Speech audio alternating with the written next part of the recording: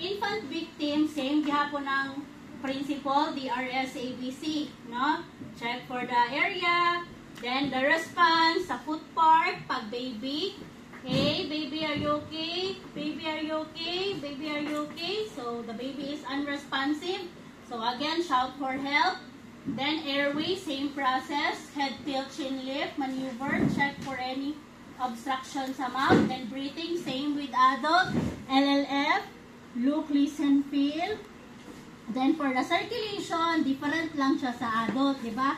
Adult, carotid pulse. Baby, brachial pulse. So, dire, magunit. Okay? So, during assessment, walay magunit dire pag baby. Pag baby, brachial.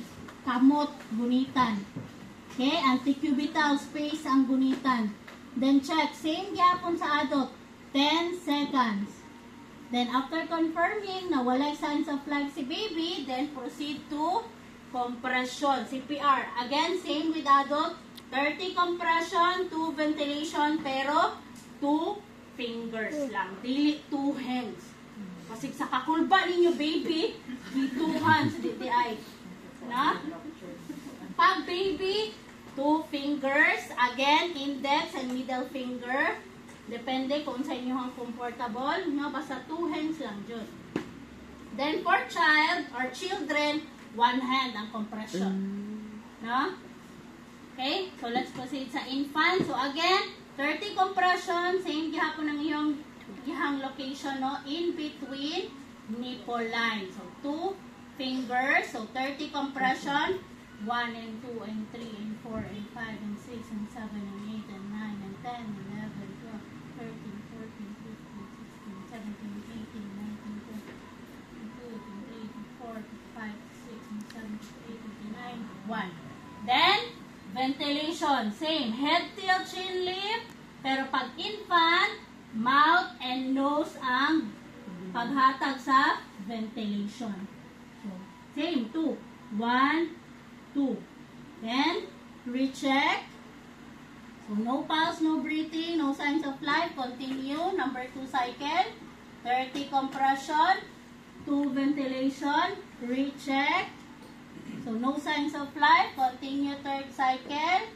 30 compression. 2 ventilation. Recheck.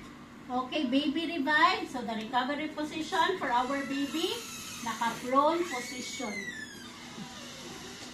Okay? Same gyapon ang purpose, to allow the baby to vomit. No? So, gently give back rub. Same as well sa adult. No? Pag side lying position, hatag og back rub. Okay? Then, rush it to the nearest hospital. Okay? Then, ang modern way is, like for example, katong COVID guidelines, no? Dili man ta maka mouth-to-mouth resuscitation sa atong patient. Again, hands-only CPR. Meaning sa hands-only CPR, dili na ta maghatag og ventilation, compression na lang, pero mas taas-taas na siya. No, 100 to 120 chest compression per minute pag hands-only CPR. Okay? Ma'am, question, kung wala siya sign of life, ma'am, sa kadaghanin mo og CPR, bisa mo declare ana na dead ball?